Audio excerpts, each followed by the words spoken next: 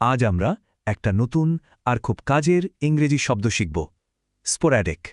আচ্ছা, এমন হয় না কোনো কিছু মাঝে মাঝে হচ্ছে আবার হঠাৎ বন্ধ হয়ে যাচ্ছে? ব্যাপারটা বুঝতে চলুন রিনার গল্পটা দেখি। ওর সামনেই পরীক্ষা। তো রিনা রাতে নিজের ঘরে খুব মন দিয়ে পড়াশোনা করছে, কিন্তু ঠিক তখনই একটা সমস্যা দেখা দিল, যেটা ওর পড়াশোনায় বাধা দিচ্ছিল। এই দেখুন, কারেন্ট একবার আসছে আবার চলে যাচ্ছে, কোনো ঠিক ঠিকানা নেই। এই যে বারবার কারেন্ট চলে যাচ্ছে, এটাকে ইংরেজিতে এক কথায় কি বলা যায়? এর জন্যই আছে শব্দটা স্পোরাডিক, মানে যা নিয়মিত হয় না, বিক্ষিপ্তভাবে হয়।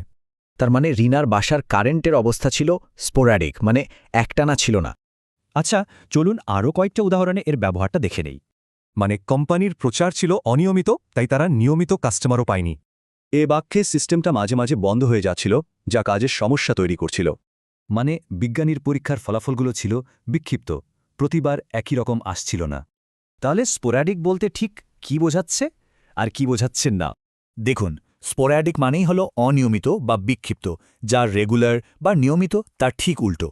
কিন্তু শব্দটা মনে রাখব কিভাবে? এর একটা সহজ উপায় আছে। স্পোরাডিক শব্দটা মনে রাখতে স্পটস বা ছিটেফোঁটা ভাবুন, যেমন ছিটেফোঁটা বৃষ্টি।